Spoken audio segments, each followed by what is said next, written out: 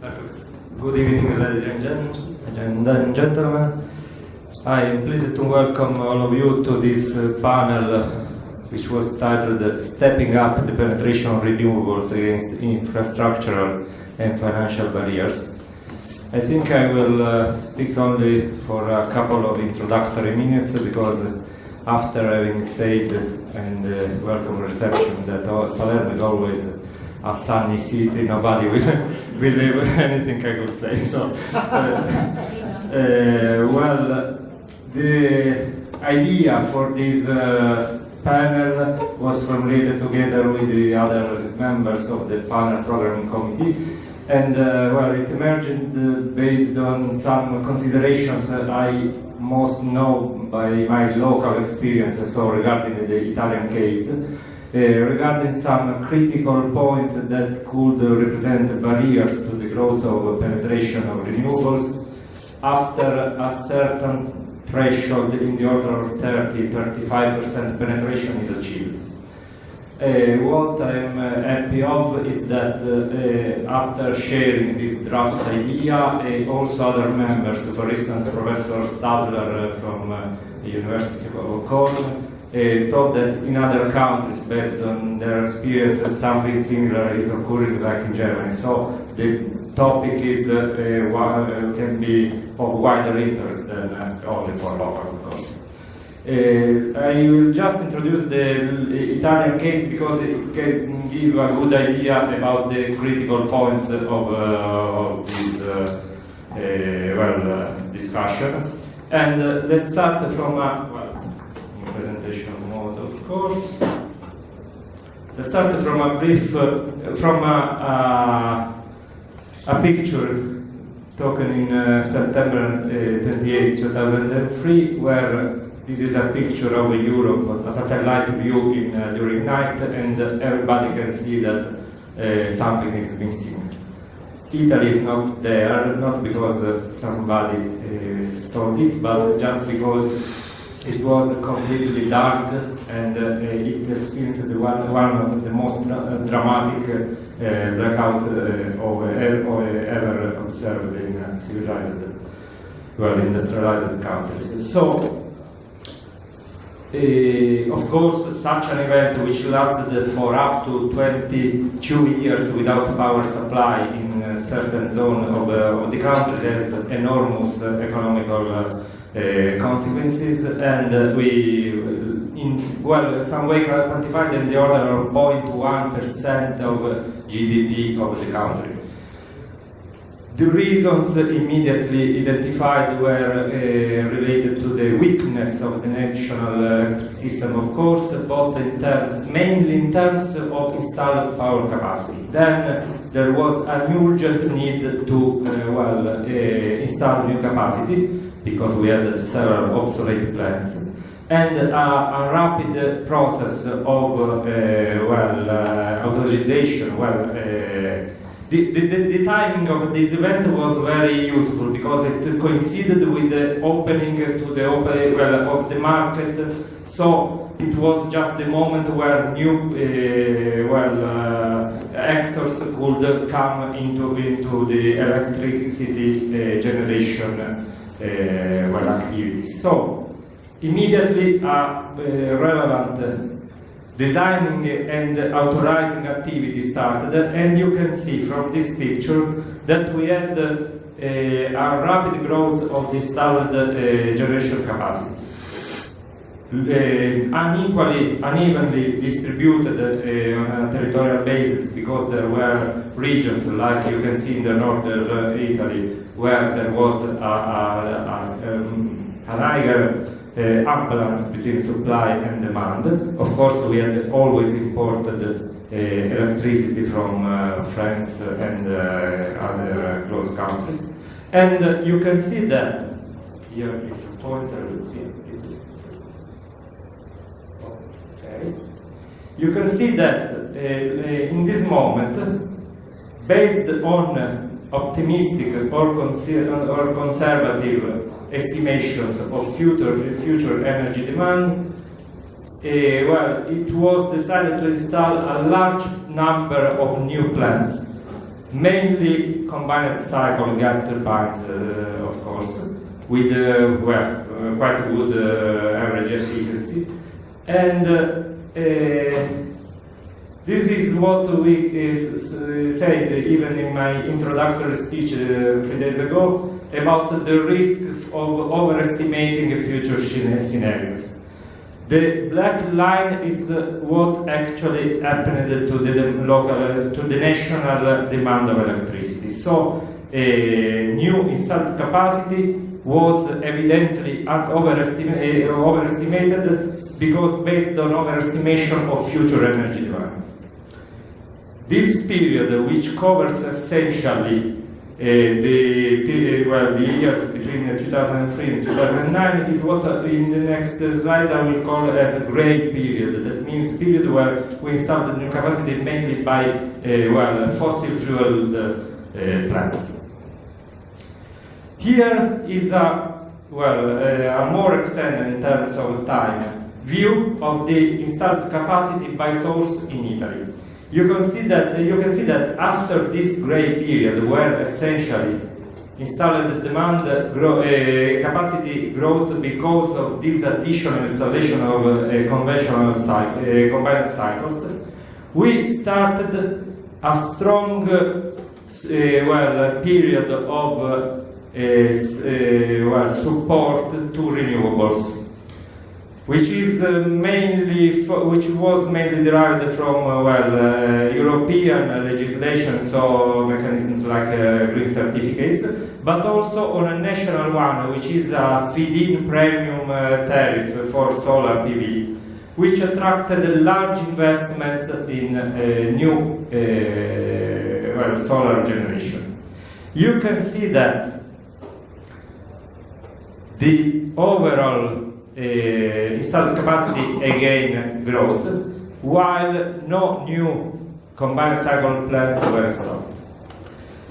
In 2004-2005, approximately, this period that we can call green period, because it is essentially characterized by new generation of renewable only sources, finished too. Support mechanisms, subsidies were ceased, and from this period we only have a slight decrease of demand of installed capacity because of just some old conventional plants that went out of service. Here a similar graph, but in terms of electricity production is shown. You can see that the gray period is essentially characterized by a switch between coal, solid or liquid fuels power plants to natural gas. We had, of course, this kind of switch because of repowering of old power plants and by converting steam plants into combined cycle mode. And then in this next period, that is said green in my speech, you can see that the new production by the new renewables essentially replaced a similar amount of production by combined cycles, with an essentially constant electricity demand. So, here there are some conjunctural trends, but this is the main difference we can mark. What has these trends implied?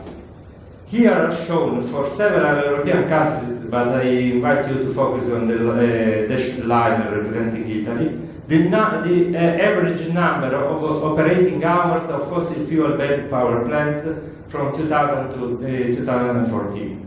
You can see that after in the green period, this value dramatically falls. And also, you can see this with a more accurate line, and you can see that combined cycles represented by the black line are partly disaggregated into combined cycles operating in power-only mode and operated in CHP mode. Only CHP combined cycles can still achieve a reasonably high number of operating hours, while other plants only devoted to produce electricity have dramatically decreased this number of equivalent working hours down to 1,000. These numbers can summarize, of course, looking at the, marginal sustainability of combined cycle operation based on the market prices on the day-ahead market. Some reports indicate that 800 hours at least are, based on the market prices, feasible in terms of coverage of marginal cost of combined cycles, while including also fixed cost by a sort of a levelized cost of electricity. This number reduced down to 2002. Of course, these trends also have an impact on a daily basis. You can see that the well-known duck curve problem related to the presence of mainly solar PV electricity induced a dramatic shift in the daily time where ramp up and ramp down capacity are usually requested on the market to combined cycles. You can see that, of course, ramp down and ramp up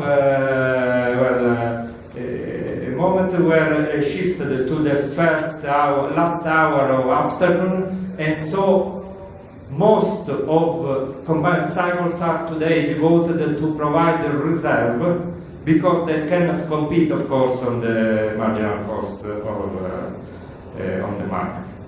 What is derived from these trends is that essentially large efforts are being made by producers to compete with more efficiency on this reserve market. So rather than nominal efficiency of combined cycles, now the attention is focused on increasing the rapidity of response to transient operation. And so solutions like increasing the thermal inertia, or for combined cycle, also parallel start of gas turbines and steam turbines compared to the conventional sequential start, are being more and more adopted as solutions to increase this.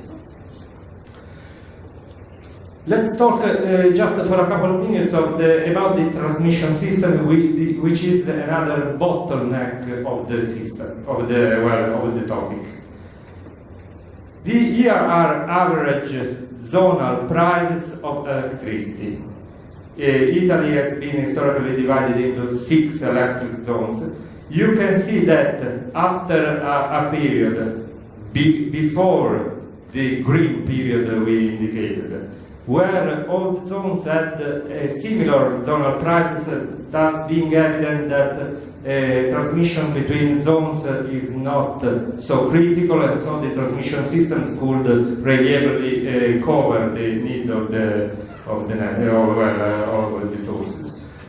We had then a period when large spreads were being observed between zones. That means that the transmission system operator could not follow the need of the suppliers and the balance between suppliers and demand on a zonal basis. And so these spreads indicate such a weakness of the transmission system. In the last years, however, this difference has been decreasing. So, because large investment have been made on the network, and so these zonal prices are again getting closer. Here is a picture of the main critical points identified. You can see, of course, on the high voltage line, but also something that could be made relevant, can be put into evidence. This very high line, which always departs very much from the rest of the zones, is Sicily. We experienced 20 or 30 euros per megawatt hour higher prices compared to all the other zones. This is because mainly here is a picture of the 220 kilowatt and 380 kilowatt transmission system of Sicily. You can see that it is an extremely poorly connected system. We have here large potential for new renewables, but they cannot be exploited. This cannot be exploited because of weak connections. So, of course, there are also problems of this nature. So, just to open the discussion, the idea is we have difficulties in covering, allowing new combined cycles and conventional plants to play their role because they are no longer competitive but not amortized yet, and so we will pay in any case a lot for the reserve supplied by these plants because of course they could charge it on this activity or their costs. Also, we have difficulties in such an economic situation of where it is not easy to invest that much, to allow the transmission grid to follow the need of the electric system to increase the penetration. It seems like this is not the only case. As I said, that such a penetration level, which can be achieved with quite reasonable investments. We have public subsidies that affect the price of electricity in Italy approximately for 40 euros per megawatt hour. Of course, it is a very high in public, it is a very high subsidy that we pay for electricity, for renewable sources. But we could achieve this target quite rapidly.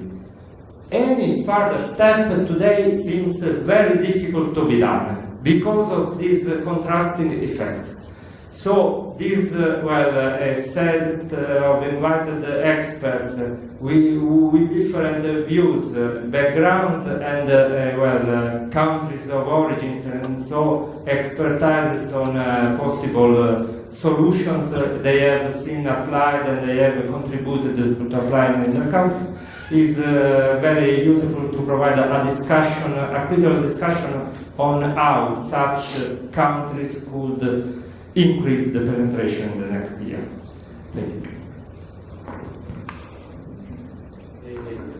I think we could have a first round of discussion by individual introductions, and then we can open the discussion to the audience. So, please. Thank you very much for inviting me to the panel discussions. And I think it's a very important topic. I'm from Finland, and in Finland we have quite a big interest into increasing our renewable energies, and I would say the best bet for us is increasing the biomass. This is where our experience comes from. We have a very large forestry industry, and this is where we want to improve. But increasing the amount of renewable energy sources, it can be done through different.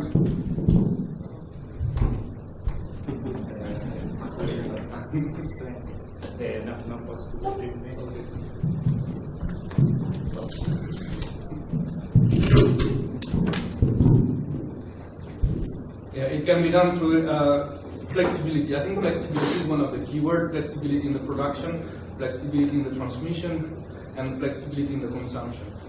And at each levels, flexibility, I think, is the keywords that we will need to implement more and more in the future. Of course, it will come at some costs, and all those costs will have to be bared, I guess, by the end users in the end, because we are going to pay for the transformation. And are we ready to pay it? Are every single citizens in Europe are going to be ready for it?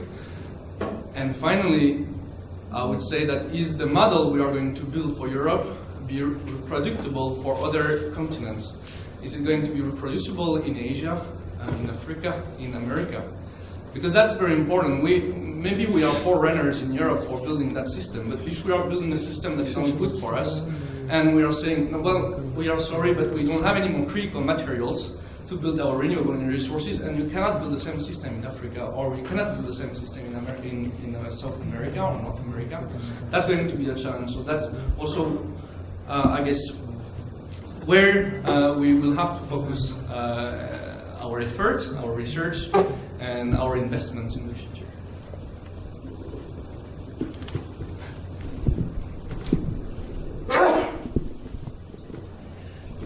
Speaking about long-term case for renewable energy sources, at the beginning, of course, there is bright future, there is no question, but I will say that first what is very base specific characteristic of power system.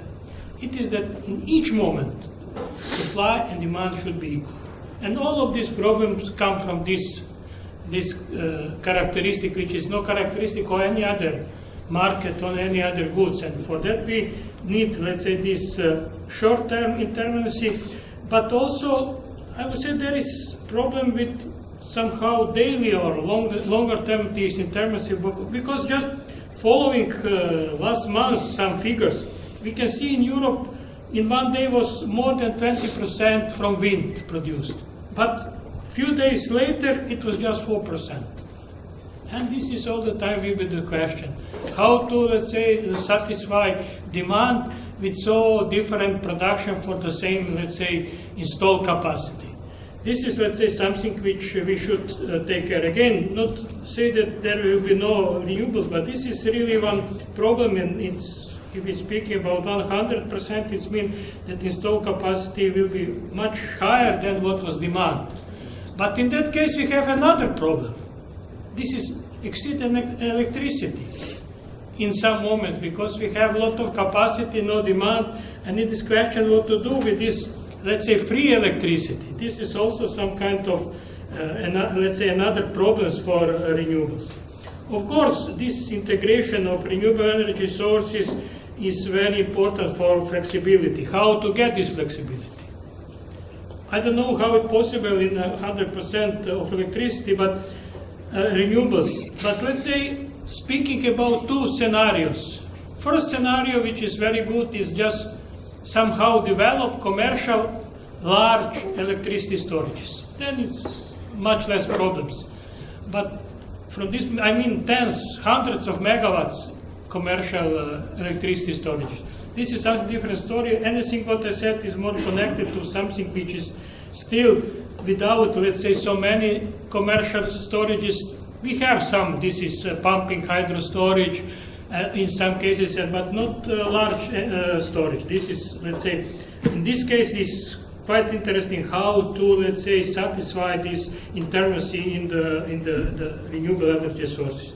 Of course, there are possibilities with flexible generation unit, electricity storage, which still in questions.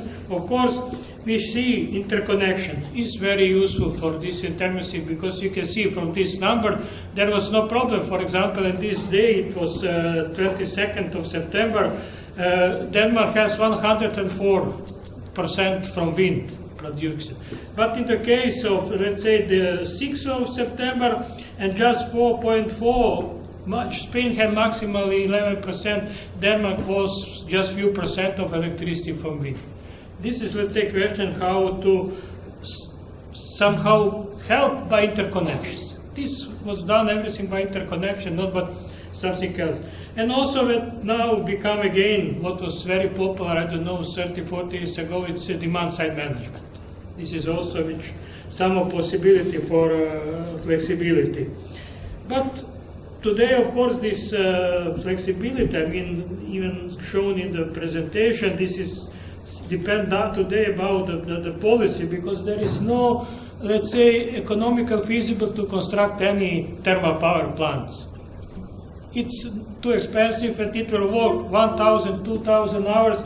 In that case, there is no reason. Of course, there are speaking about payment of capacity and some idea to improve, let's say, the situation. And the other thing what is quite important is electricity grid. Massive increase in capacity need massive increase in electricity grids, especially, let's say, wind are mostly relatively far from consumption. You can see even here, there is on some hills, which is not here in Palermo, it will need, let's say, a lot of investment in the electricity grid to improve and strengthen this electricity grid. Of course, one from my point regarding the introduction of renewables depend also on the countries and should be somehow optimized. What I see these three types of costs. First is direct cost, we know this. Investment, financing, operating cost. Other cost is system cost. It means how much it cost connection to the grid is strengthening the grid, then network cost, integration cost, needed reserve or something like this. But also, let's say, from my point is this macroeconomic impact. It means how country will benefit GDP, social welfare, avoid the CO2 allowances cost, the employment rate, and something like this. And I think that each country somehow should optimize all three costs, not just, okay, we have more, let's say, renewables. It also should look, especially there is question how much cost you can cover in your country. And also, let's say, to improve all the situation, what we need. This is, let's say, today, even most important, this is digitalization. Today, we speak more about IT than the current and the voltage and something like this. To make more this flexibility, for that is needed, let's say, this digitalization. Again, this will also cost very much, and we have no experience, let's say, with the digitalization of our system. We still are learning. And on this, let's say, conference, there is so many research how to somehow operate the power system by, let's say, softwares, not only anymore the hardwares. And let's say these are some ideas. And to say the problem, other problem is this with the power market, electricity market. It's questionable how to offer tomorrow some guaranteed power for a wind or solar power plant, because it's not easy always to predict very precisely what will be possibility to production. But of course, again, beside this digitalization is something that we should somehow change our paradigm that supply follow demand. It will now happen that demand will follow supplies. I mean that we, like consumers, should change our habits, but of course, again, for that we need IT. And we have to digitalize our own system, otherwise it's not possible. And this is also, let's say, some kind of obstacle. Other I don't need to mention because already mentioned, and this is my point of view. Thank you.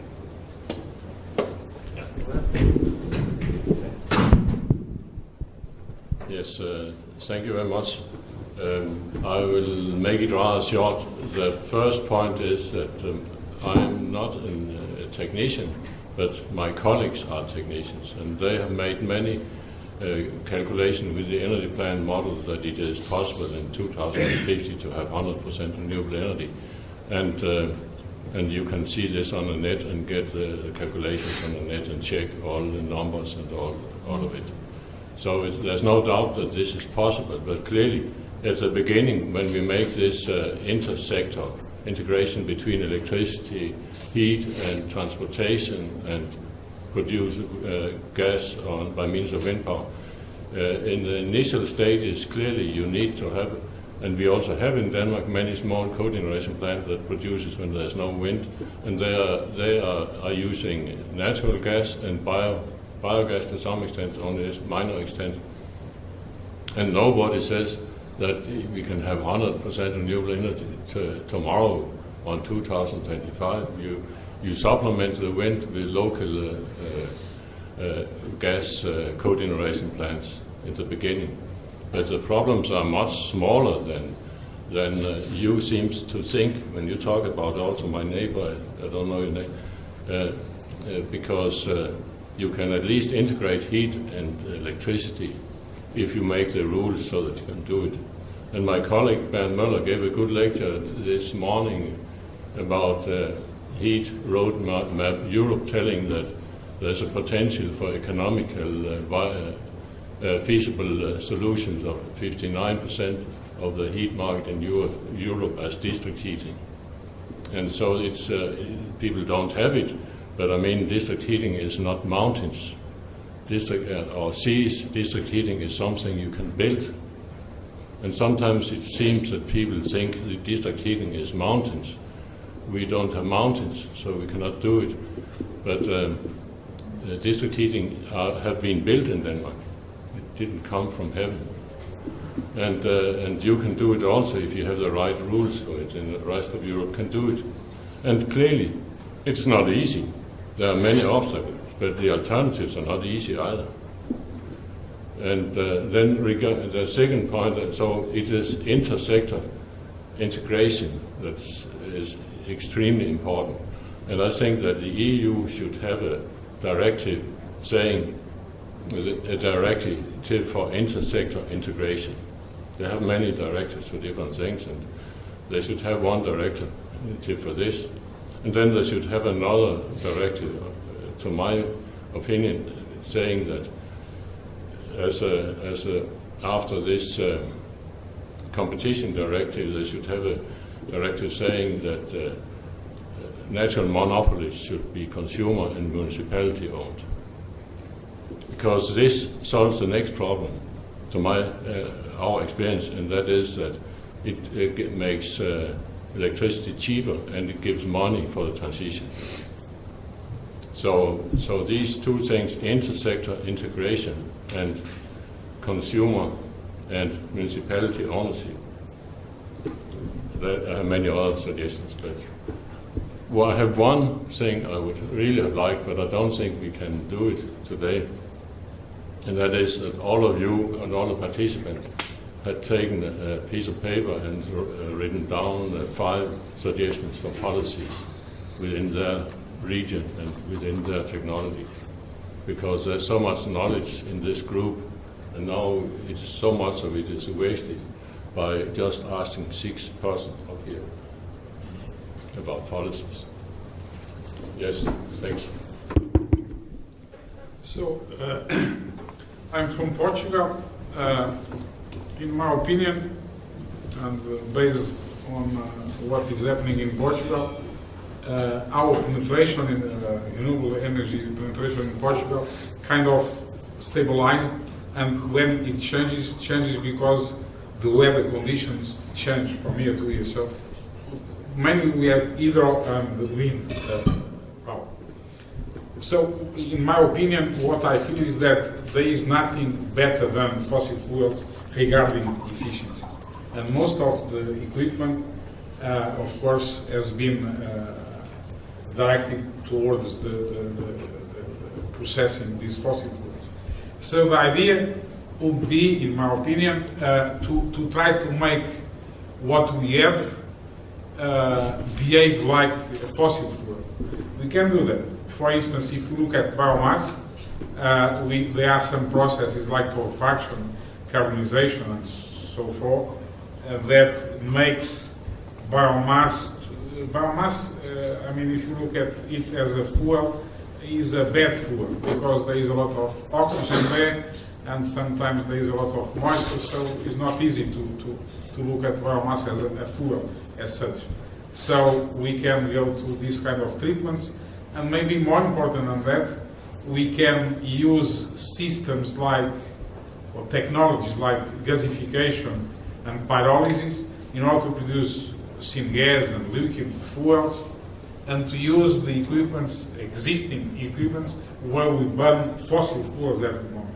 So for me, if I look at the literature for the last 10 years, we are really, the evolution is quite small.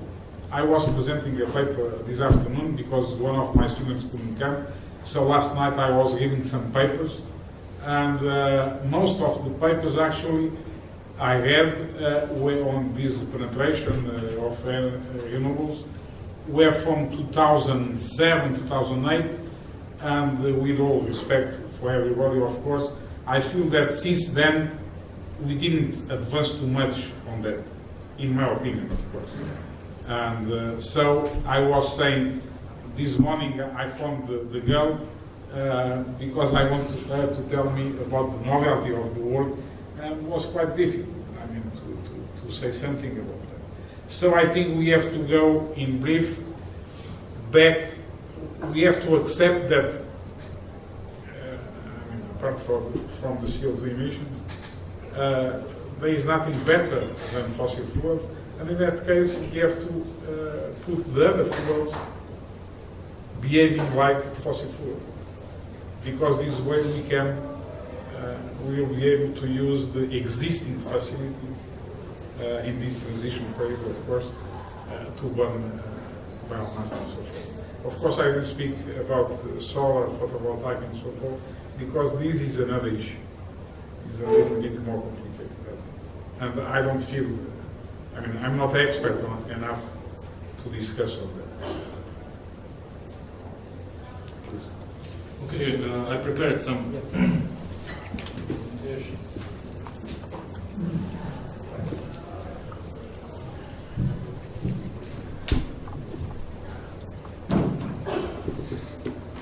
Before we start and open the floor for discussion, I just will wrap up this,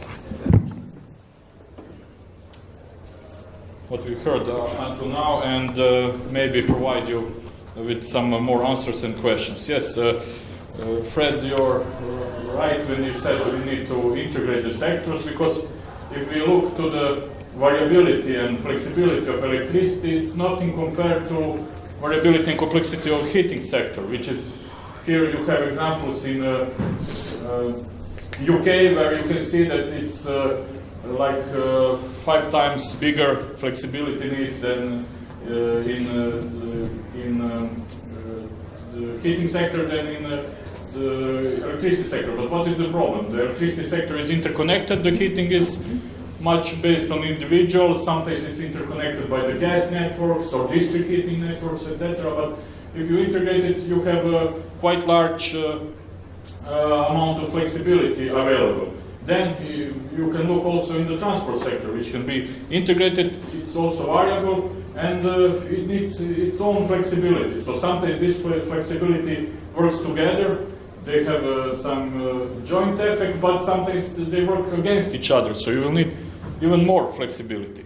With the solar PVs, it's simple to explain what we will get. So this is a load of a building before we put 150 kilowatts of PVs on the rooftop, and this is load after.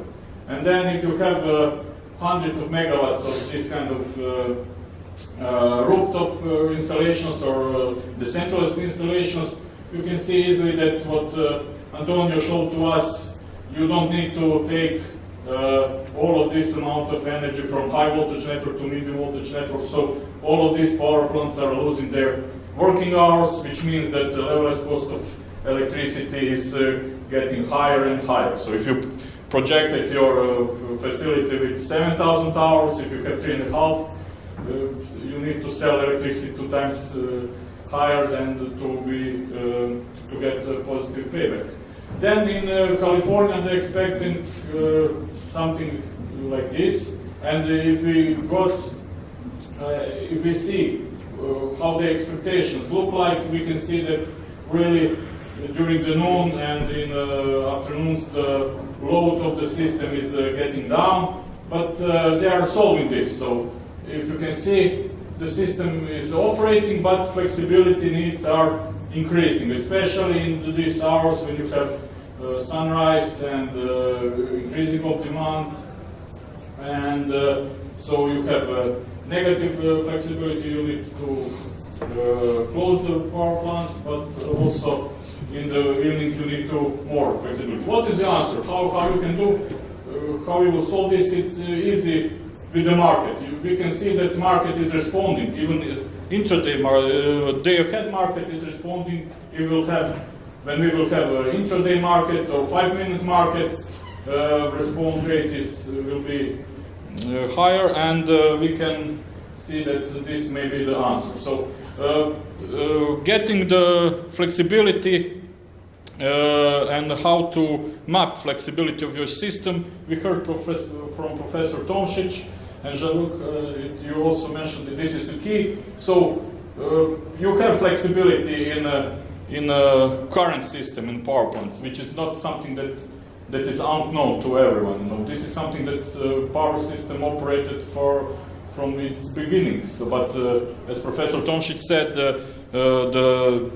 first we had supply that followed demand, but now when we have supply that we cannot control, we need to adopt it and make it to act as a fossil fuel. That's why the Professor Costa likes fossil fuels, because fossil fuels now give us flexibility, and also, you know, they are giving us really quite high amount of energy storage per volume or mass. Then we are coming to this, dispatchability, flexibility we have in the current system.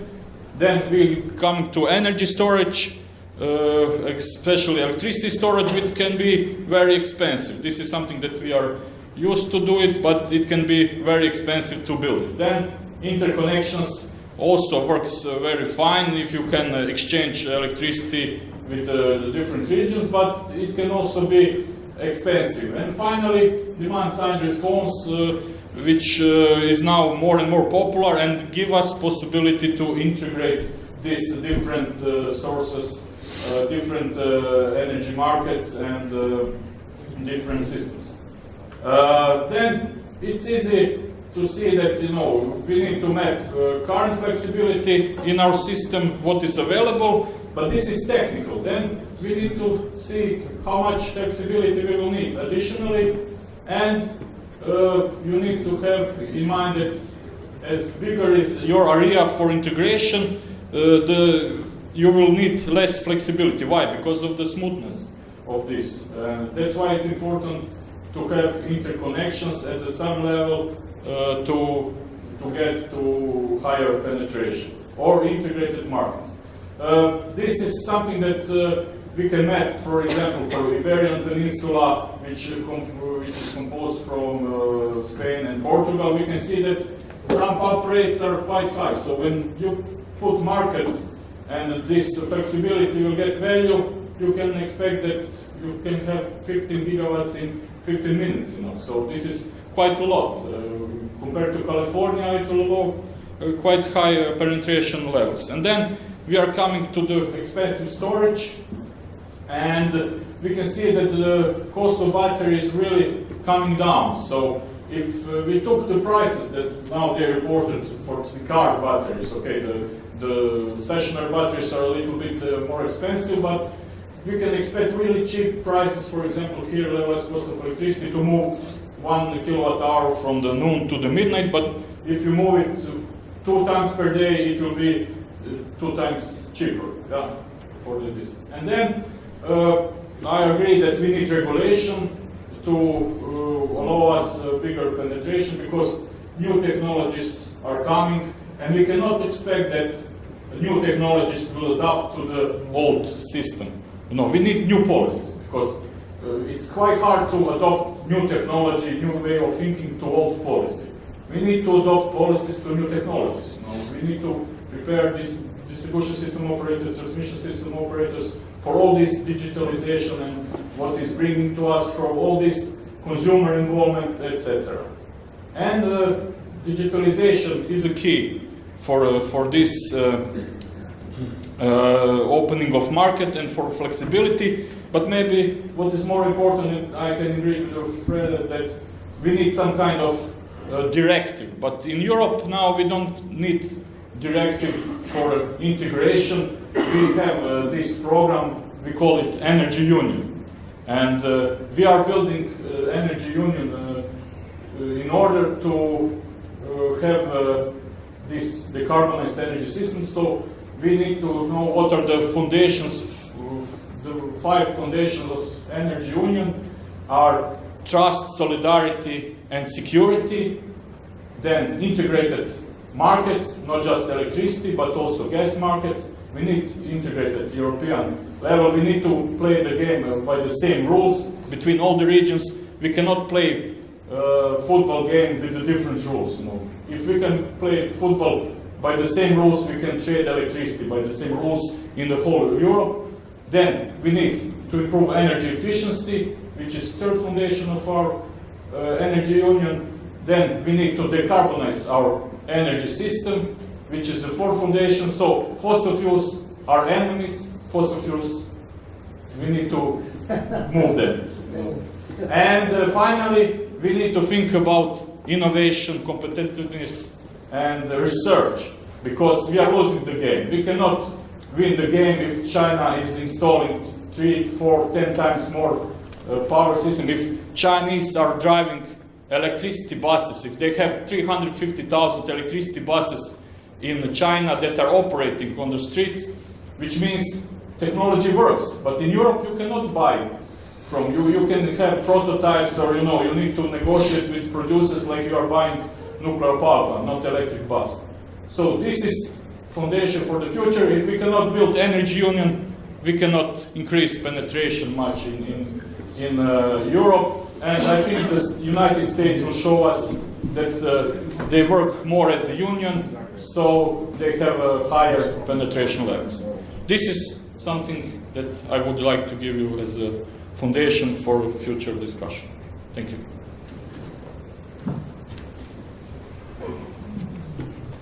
Thank you to all the speakers for this introductory speech. Dr. Lewis, Professor Tomsic, Professor Weplund, Professor Costa, and Professor Krajicic. I will now immediately open the floor for discussion. If you have questions or considerations, comments, please. Peter Varnal, Bonn University of Technology. Thank you very much for the introduction speeches. I would like to come from another angle and a little bit stir the discussion. Increasing the penetration of renewables is fine. I like also what Goran put forward. Fossil fuels are the enemy.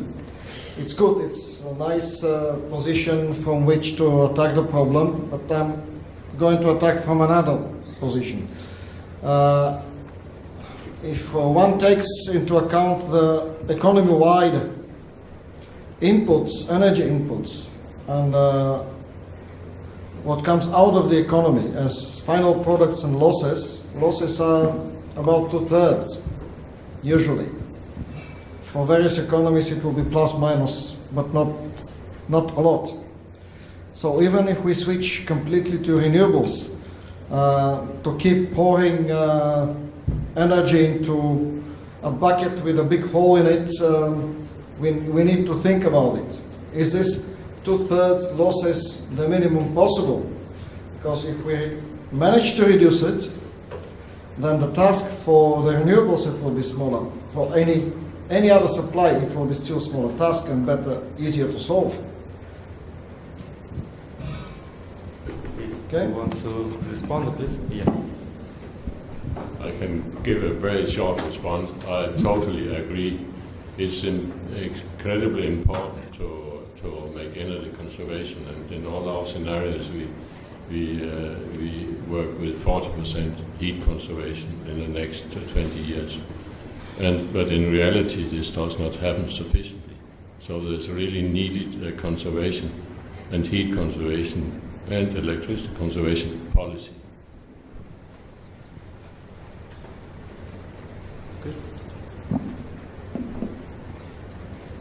Okay.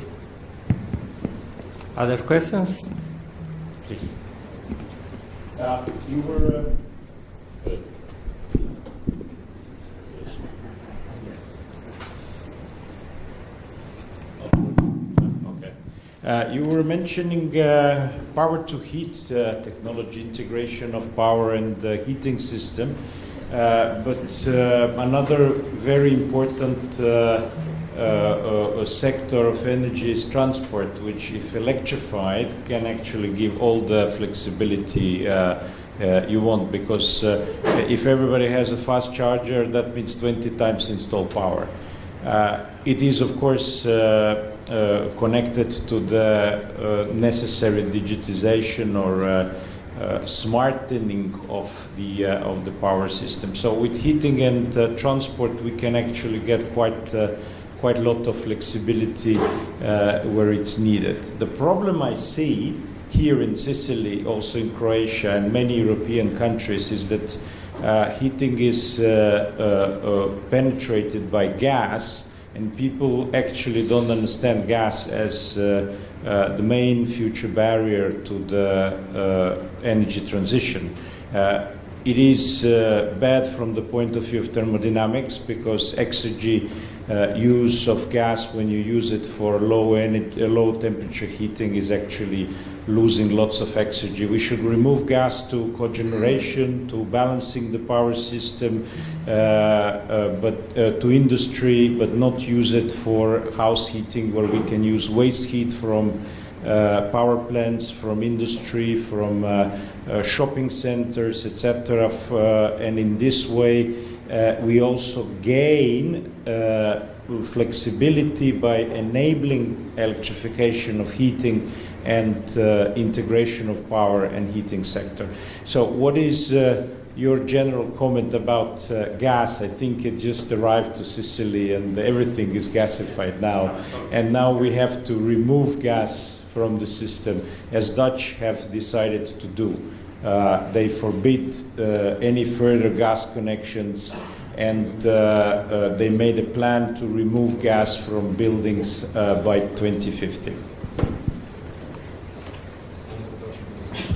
Well, I give, as a Sicilian, a first rapid answer, and then I will leave immediately the floor to you. Yes, gas is definitely a barrier.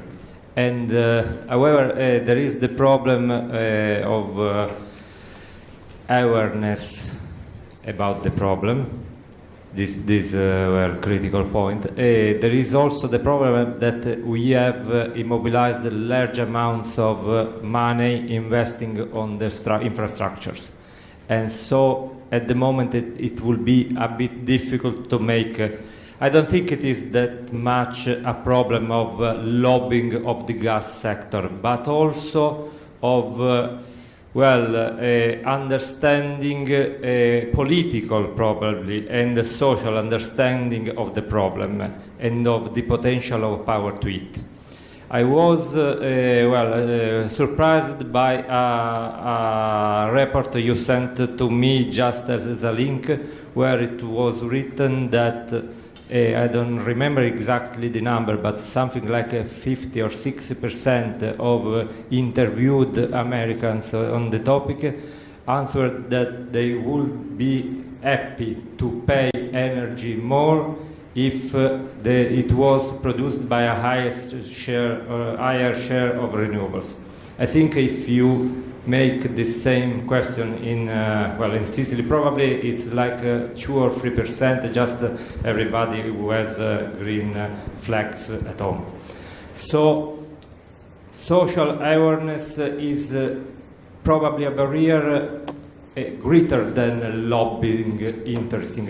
Both, of course, are connected. The lobbies are able to influence a cultural background.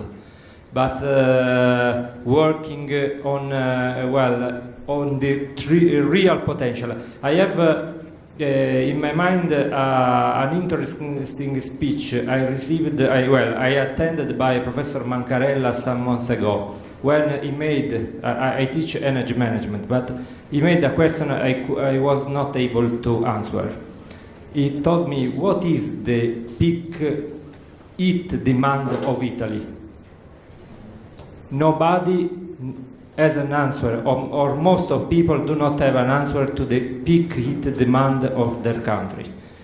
He presented data about a very large project in UK, and they, well, of course, based on simulation and statistical analysis, but they found that peak demand is something like 3 or 4 times higher than electricity demand. That means that if we are able just to exploit a small fraction of this potential, converting into an equivalent electricity demand, we have a great potential for actions. We must, well, acquire a deep understanding on that. Okay, just I leave the floor to the speakers who wants to integrate with the additional elements, please.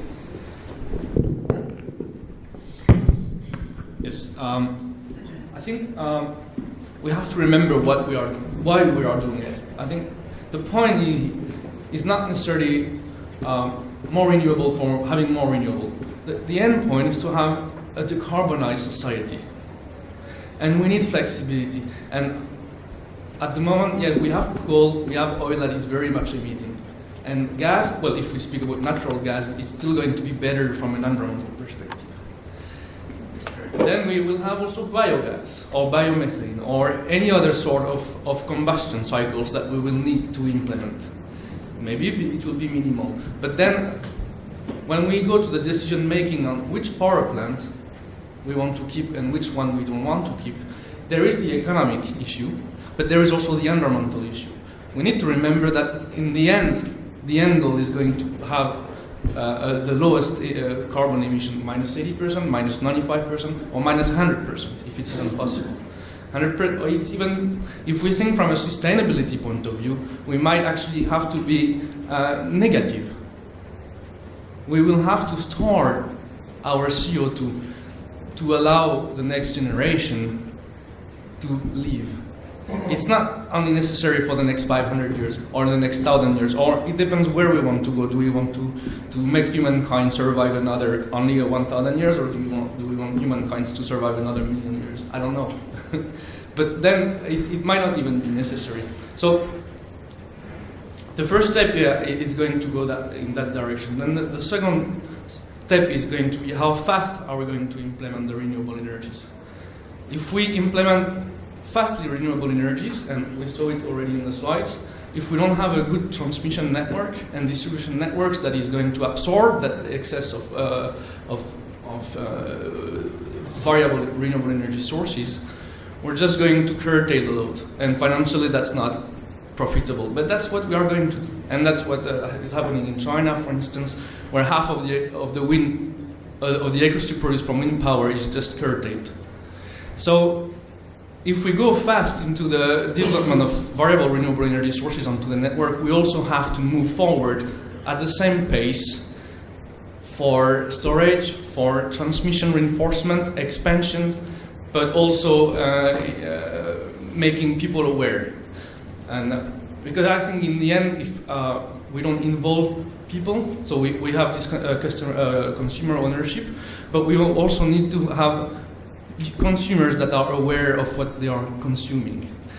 If people do not know why they are consuming, we will not engage them and the system will not work.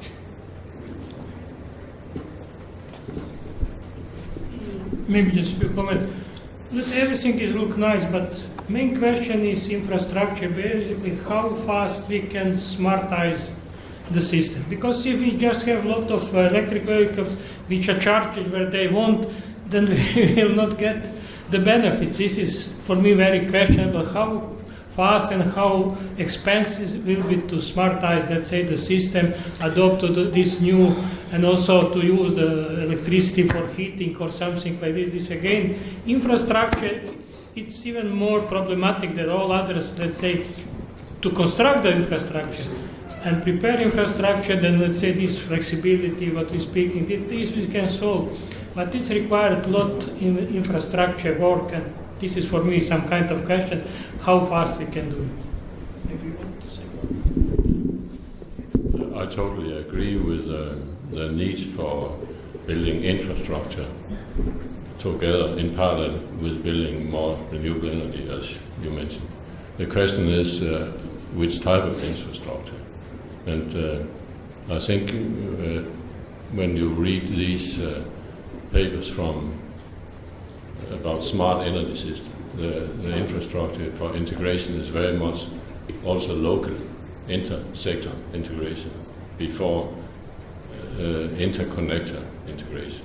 So you first do as much as you can locally and regionally, combine heat and electricity and transportation. And when you have done as much as you can then find out how many and how much interconnector do you need, because the wind is blowing in England a little bit before and in Denmark, and an interconnector to England is not that important when the wind is fluctuating. So we need a sort of integration that works, and that's a very important discussion. And anybody of you sitting here can read about these things. There's written a lot of papers on how to integrate locally energy across the sectors, and you can go and just write smart energy system or Henrik Lund, and you will find many articles on this. And it is not something that we just have to discuss so anecdotal. In anecdotes, it has been calculated for many years how you make system that works and how you can integrate heat and electricity and make syngas later on. It's not really, yes, we should discuss it, but it can be calculated and has been calculated. And it is possible. But clearly it's not possible tomorrow to replace all fossil fuels. It's possible within the next 20 years. The first step is integration of heat and electricity. And it's, in fact, once I have the word very quickly, is that it is, in our calculation, not more expensive than fossil fuels. In fact, we have made calculations saying it's a little bit cheaper. So and if you then have it organized as consumer ownership, you might even get cheaper heat than we have today. Thanks.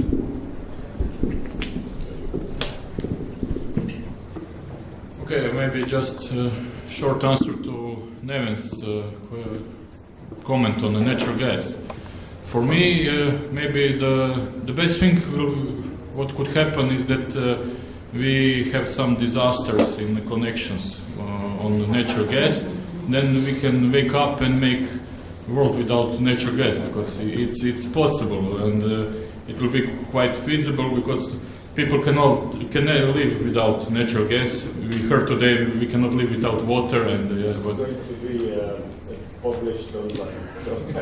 Okay, so it's just my thought. I don't say, but I think this will be the best thing that could happen, because it's when you are hooked to some drugs, then you need to get rid of it on some way. So this will be the solution. But there is a space for natural gas in our systems, but it should be, I said, transparent on energy markets and electricity markets. If we need to operate the natural gas power plant for 100 hours and we cannot find another cheaper solution, are there someone from Australia? They built this huge battery that makes quite nice earnings, payoffs, etc. So this is something that we could happen. We should let things to the market, which should be regulated, transparent, etc. But now it's not the case. In Nord Pool they have a quite maybe good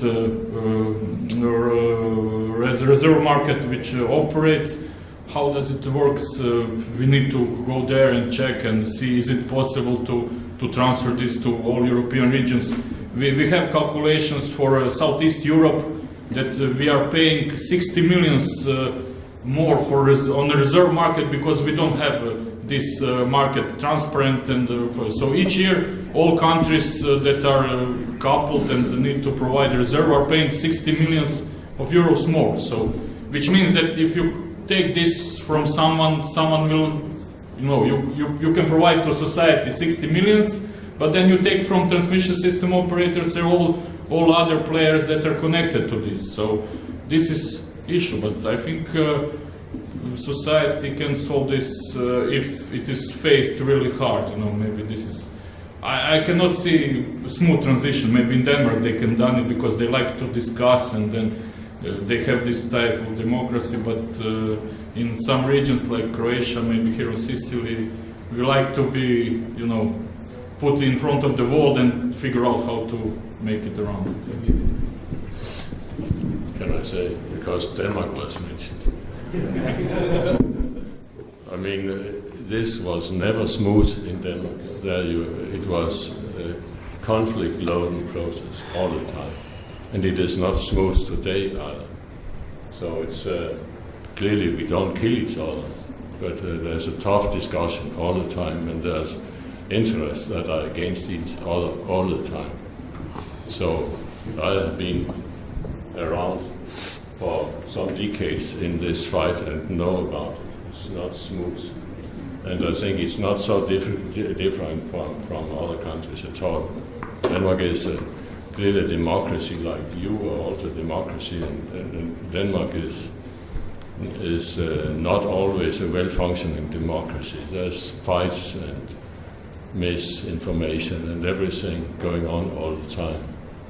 Yes, I think you cannot escape these games, but at the end you are front runners in many issues, and if you go to Denmark and speak about energy issues, I think, and also Nordic countries, they are like Finland and not so Scandinavia. Also, it's quite good.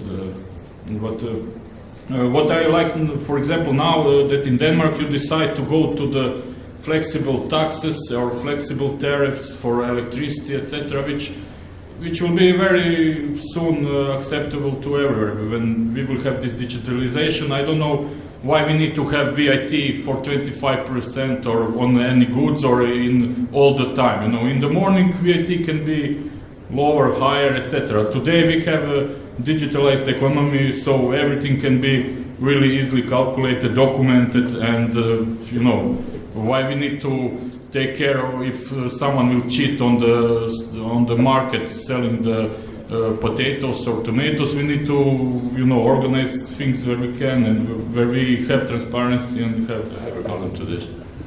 I can say I have learned something today then, because I have learned a lot of things these days, but I didn't know that we were going to flexible taxes before you mentioned it. Okay, so maybe I visited some workshops in Denmark. Yeah, workshops. We have many workshops with many suggestions. And for instance, all my suggestions are not implemented.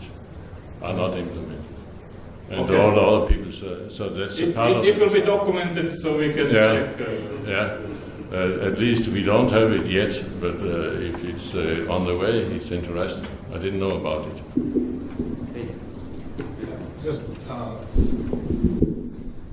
Just to comment on that I think in Nord Pool we have the real-time pricing from 2012. So for us, it's kind of an old story. I know it's not everywhere like this in Europe, but in the Nordic countries, it's old story for us.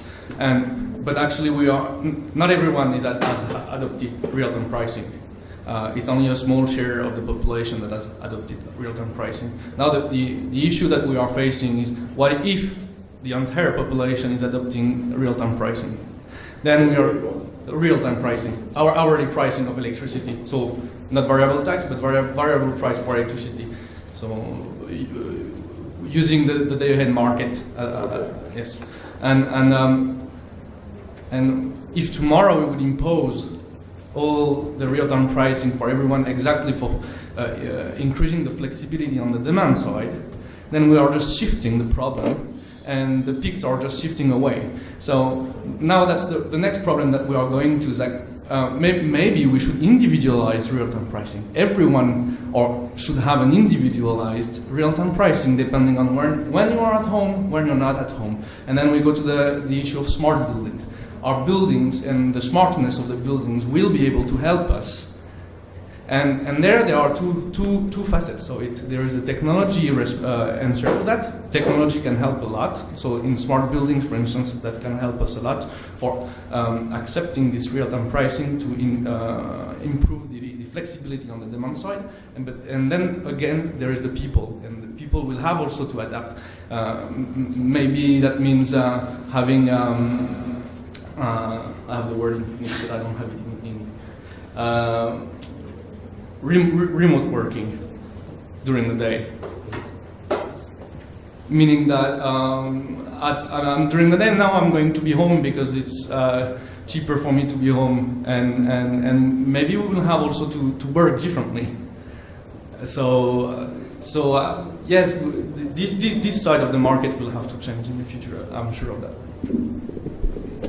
Okay, I just have comment on that people should adopt. Antonio, please check the birth rates of the children, 9 months after that blackout, so you will see.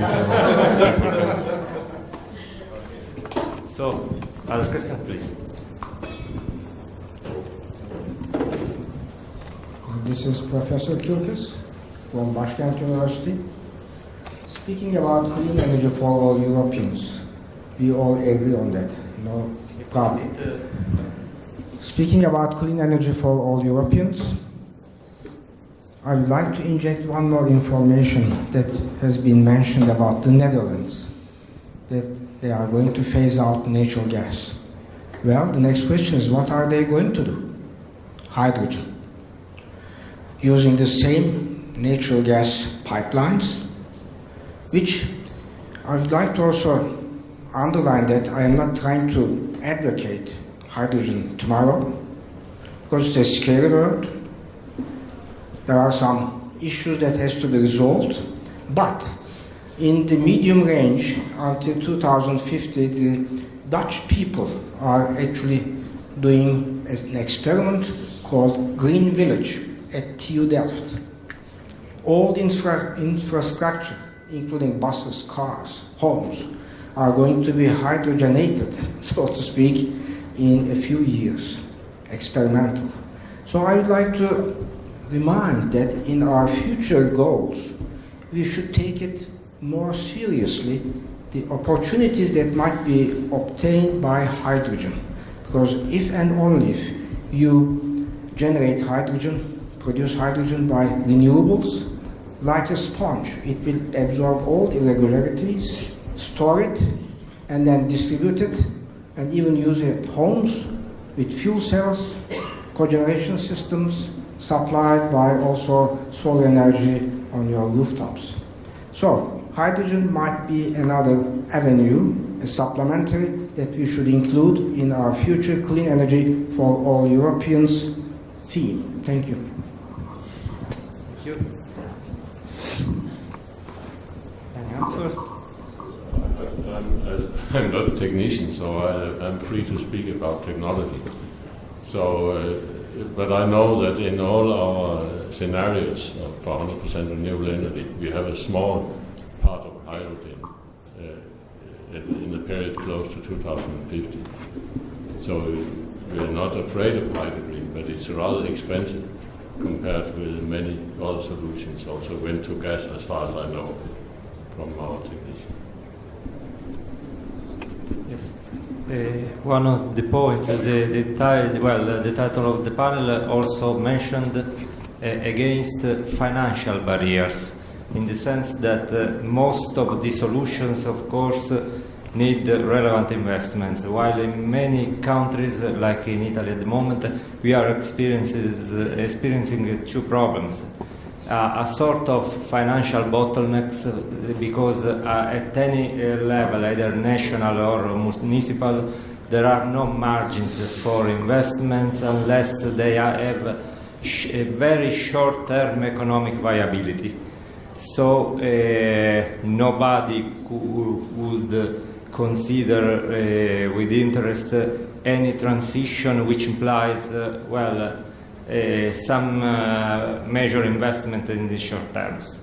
So one is the problem. For instance, I heard Neven mentioning the potential of the transport sector. That is absolutely correct. Unfortunately, it requires large investments because you need a lot of IT and infrastructures to add. More or less, I think I am thinking at our mobility, urban mobility, and it will be a bit. Yeah, I think the power to it has a much easier potential in terms of this increasing the performance of heat pump. Also, a point that nobody talks about. We have a lot, of course, of heat integration inside energy-intensive industries, but too much use of heat pumps. While heat pumps in industry could make much more than today. So not only district heating, but industrial integration based on power to heat, much more. Yes, please, Natasha. This is a specific question directed to Professor Costa. So my takeaway from your introductory speech is that let's make renewable energy work as fossil fuels, right? And it has been constantly repeated that the main focus of the action of the energy transition is on the demand side. And actually, as Professor Tomšić mentioned, the demand would be the one which will follow the supply, and also not to mention all these things about electrification of transport, electrification of heat sector. So, maybe this is a kind of alternative approach. And so, do you have any idea how to do this? Make renewables working as fossil fuels? I didn't say exactly that.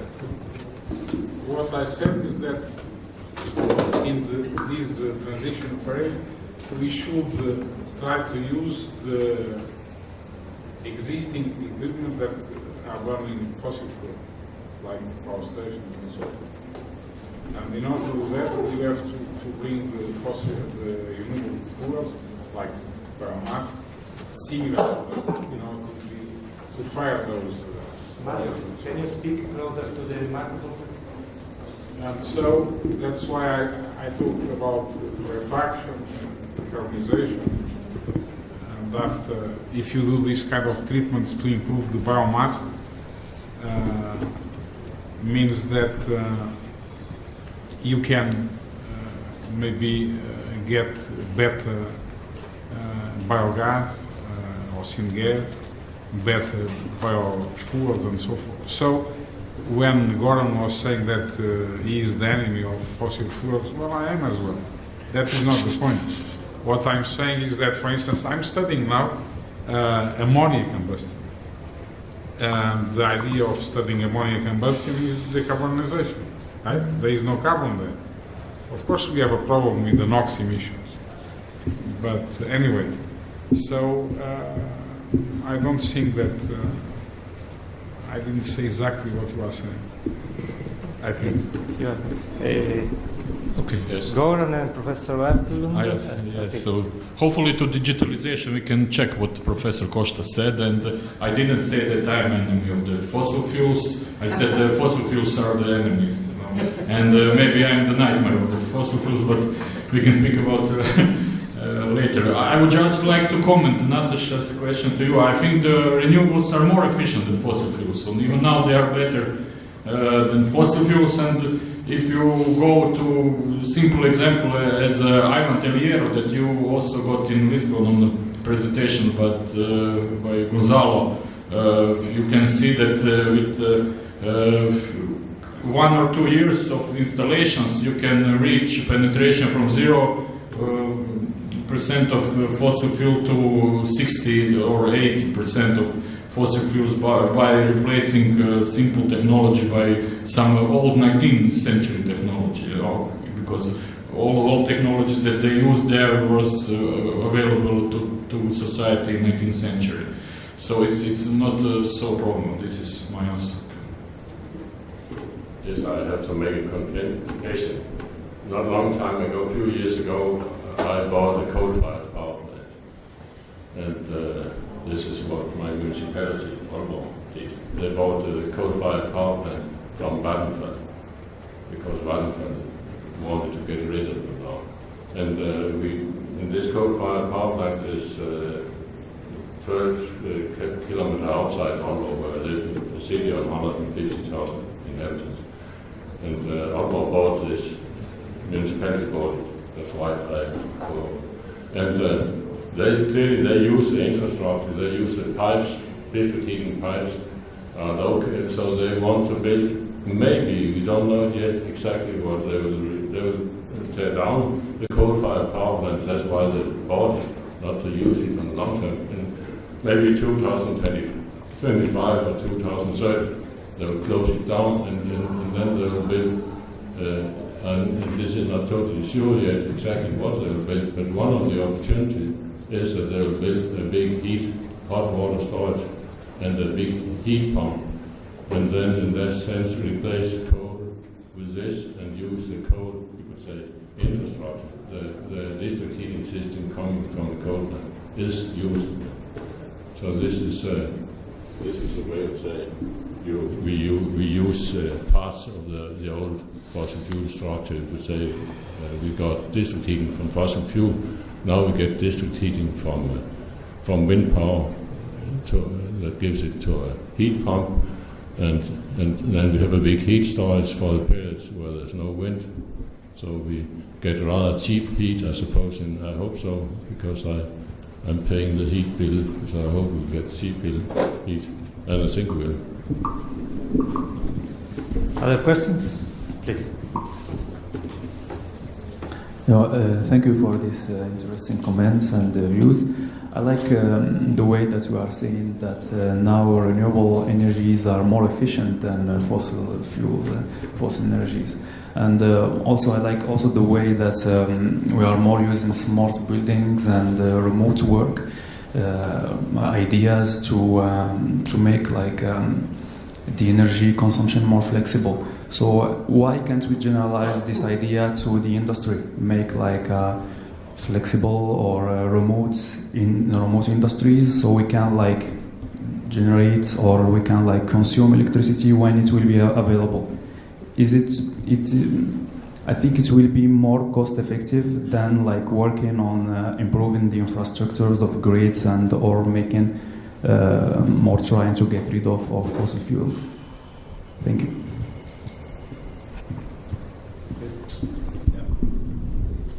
Well, I guess one of the first issues that people will want to feel that they keep the power. If you take them power away from them, then that means you failed to integrate them into the power system. There are already a lot of direct load control systems in the US and in France, also in the southeast of France. They were talking about, like, okay, we will just control all the air conditioning systems because the network is so weak that we will just tell people when to use it and when not to use it. Or we will not even tell them, we will just disconnect them for 1 hour, 2 hours during the day, and because we need to preserve the network. So maybe one of the barriers to why we cannot enforce it is that at some point we will need that the people enforce it themselves before we can actually enforce it for real. And I'm not sure forcing people to do it will end up into a success story. We need them to intentionally go in that direction. Yes, very quickly. Our calculation shows that what you gain from making electricity users wash when there's wind and not wash so close when there's no wind, all these things are only giving a very small part of flexibility. And so this is not the solution, at least in this integration model that the smart energy system is, that we rely a lot on. We don't use things when there's no wind and so on. This has no real big capacity, according to my colleagues. I'm not sure about definitely washing machines so little power demand that it might not have any flexibility there. But any sort of electric heating in houses, if you have electric convectors, then you will start to have maybe 10 kilowatt, 20 kilowatt flexibility there inside the housing. So, for instance, shifting from a temperature setting from 23 to 21 or 20, preserving thermal comfort that people feel comfortable in the house, then I believe we can have this sort of flexibility on the demand side. I agree that appliances are too little, unless, well, it's not true for Finland. We have the saunas, and we like saunas, and we have lots of electric saunas. I think there are more sauna than people in Finland, and so it's about 6 to 10 kilowatt. Well, the smaller one are like 2 kilowatt, the bigger one like 10 kilowatt. Then if we go and play on how people use the sauna, for instance, in Finland, that can have a quite large effect. Yes, but I don't hope you have a lot of electric heating in Finland. Quite much. And that's a problem then. That's a problem. I have 3 comments and all of them to Jean-Nicolas. Oh. So the first comment is regarding infrastructure. I had a meeting recently with Jean-Paul Prates, who was ex-Minister of Energy in Rio Grande do Norte, a state in Brazil. In 4 years of his government, the penetration of wind was increased from 0% to 300%. No problem. Well, they were importing all the electricity, now they're exporting 2/3 of electricity. I don't think we should put these barriers in front of us. We should just solve them on the way as they come. So just increase renewables. When there is an issue like in China you mentioned, then change the system. And it's not the problem of infrastructure, it's a problem of bad contracts given to coal power plants. Because feed-in tariff in China is actually given to coal power plants. And China is now trying to change that and bring all the electricity to the markets. And then the marginal electricity will, of course, push renewables in and coal out. And the amount of variable renewables that are not accepted to the system in China is falling quite quickly because they are reducing the strength of contracts that coal power plants have. That was one comment. Another comment is about gas. Gas is actually as bad as coal if you use it for heating. Because gas has around 2 to 4% of fugitive emissions.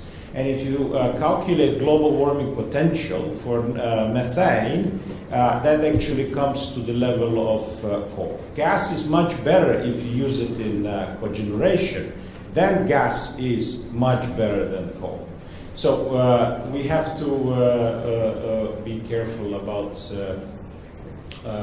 those things. And I had a third comment, but I think I forgot it. So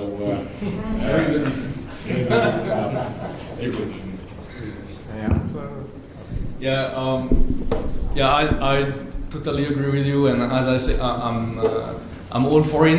300% of wind power, it's all fine to me. What I say, it's not an infrastructure problem as such, but it's like all the different buttons that we have to play all together. We cannot just put 300% of wind power and expect that it's going to work. We will have to work on the different aspects of the system in order to integrate those 300% increase of wind power if that's the target that we want to go. So I didn't disagree on that saying that it's not possible. Third question. You were mentioning turning off and on air conditioning. Yeah. Well, the apartments and houses have certain storage capacity, and this can be done without actually feeling that. But if you really want to use that, you need to have hot and cold water storage. And it's actually quite big. It's 4 cubic meters per house if you want to use it for balancing wind and solar energy. And that's huge. And that's why we need district heating and cooling, because it's hugely much cheaper and simpler to do it in one place than to do it in everybody's apartments. If you have a rural house, then it's no problem to have 4 cubic meters of hot and cold water storage. Currently, the solutions are 200 liters. That's not enough for balancing wind and solar. We need 4 cubic meters. Yeah, that's what I meant by using the thermal mass of the buildings. You can do that. Yeah, exactly. So that's already what we do in Finland when we are looking at the district heating. We are using the thermal mass of the different buildings that are on the network to increase the flexibility on the district heating systems. So yeah, definitely for that. Okay. Well, we are a bit long on time. I don't know if the shuttle bus could pass with the amount of water we have in Mondello. But if anybody is interested, maybe I will leave the debate for further discussion we can have. And I would like to thank all the panelists, Dr. Jan Nicola Louis, Professor Tomsic, Professor Weplund, Professor Costa, and Professor Krajacic for the interesting discussion. And I think there is the debate demonstrated that there is work to do and views to share in order to be able to give to the collectivity a clear and more solid, univoc way of understanding what is happening. Because some national experience tells me that the dialogue between politics and the population is becoming more focused on giving easy to understand answers to difficult problems. So probably we must create a clear lecture for the population altogether, of course, with such opportunities. Thank you to all the people who attended, and have a good evening.